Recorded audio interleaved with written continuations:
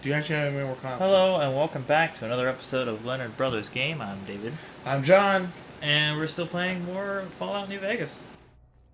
If you're asking me for content, Yes. yeah, Hey. content. Woo! See this announcement here for this micro gaming Bluetooth controller, which looks like a tiny Super Nintendo gamepad kind of thing, but it's the size of a keychain. Like it's a miniature little thing. It's $40, and it's supposed to be designed to work with Android or iOS. But it's so overwhelmingly tiny that maybe if you were an infant This is made for ants. or a toddler, you might be able to use it. But it looks, like very unreasonable, shall we say, to play with. I was also looking at all these reports since we recently changed carriers and stuff. That there's the Moto G out, apparently contract free for $100. Of course, those kind of phones you pretty much get what you paid for. Although from what I've heard, it's one of the better phones at that range, but that it only has like a single core processor or dual core, something like that. Instead, most modern phones worth getting at least have a quad core. Which, if you think about it, cell phones with quad core processors and like 4 or 8 gigs of memory and like several gigs of drive space and stuff have more power than your average desktop computer. Like, what in the world does not this... President desktop. Yeah, high end, but at least more... There's more power probably in my phone than there is in the computer we're recording this on.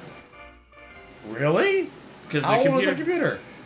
I mean, it's 4 years old, but it's only a dual core processor, and this is, quad core. But, obviously, the cores depend on, Beagle's dead? Oh, they're good. I don't think he actually is dead. I was thinking that he didn't want to be there anymore, so I totally he's dead. Oh, true. Okay. I thought you saved him. Yeah. Yeah. Like you saved him before. Well,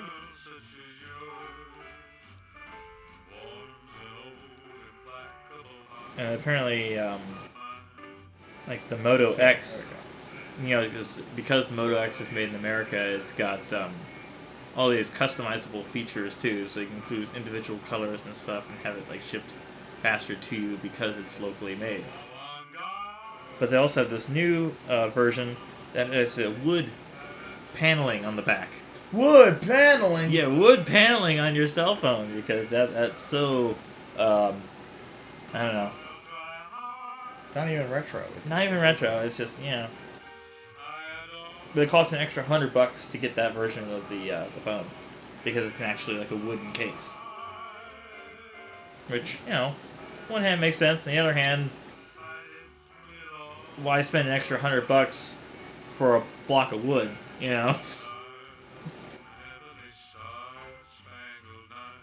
There was a funny prank thing that I saw.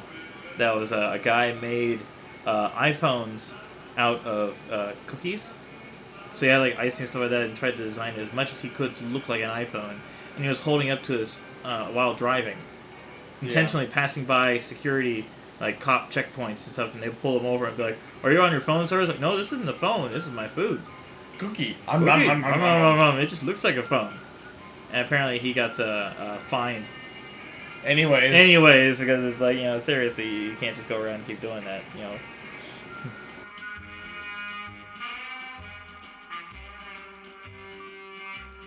There's also an interesting,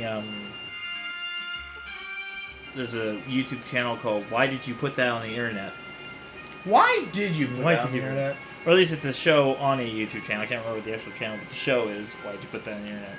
It's where I told you, I think, the other night with Dave about the woman who had twins, and she wanted twin daughters, and had a twin boy and twin girl, and she was asking if she could abort the boy and keep the girl. And it's like, you terrible terrible people who should not reproduce are quite prevalent in society. It's an unfortunate thing.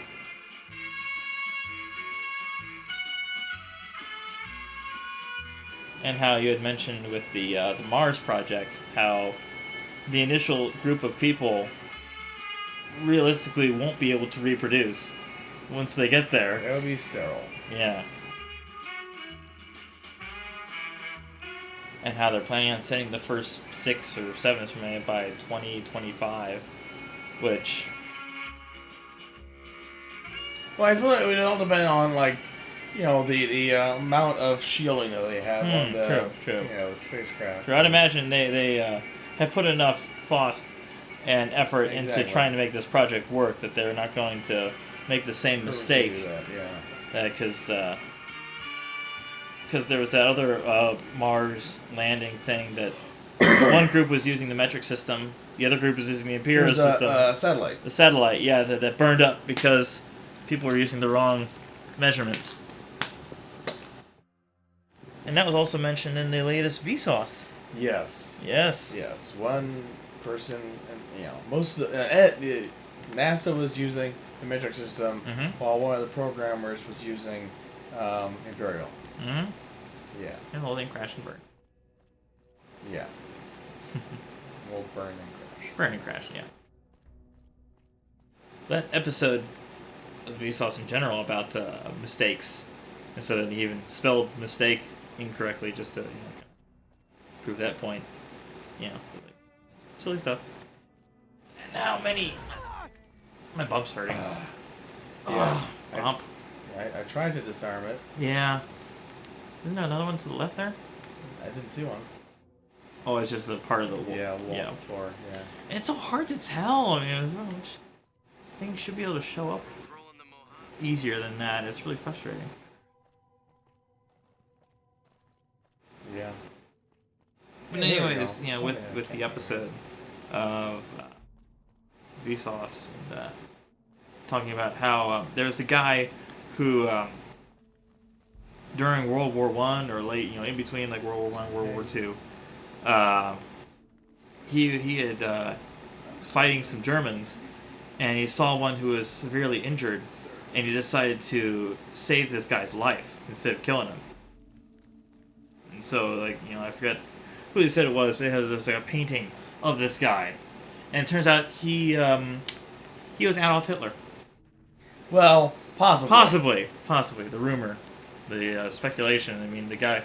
Although we do know for certain that Hitler had a painting which supposedly had this guy depicted on it. He pointed to that guy and said, "He had the chance to kill me, and he didn't."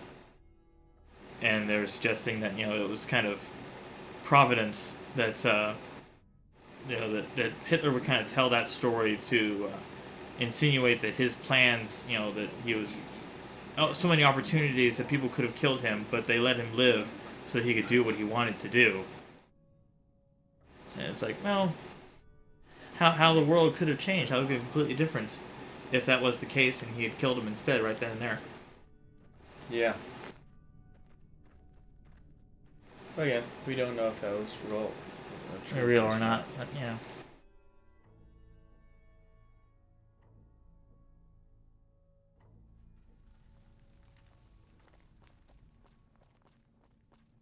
Although when it comes right down to it, you see the things that are going on in Fallout, and you hope that kind of future is not what people have in store for us. This is just, fun for a video game, but, if reality were ever like this, I don't think anything of humanity would really survive this kind of wasteland. The wasteland. The wasteland.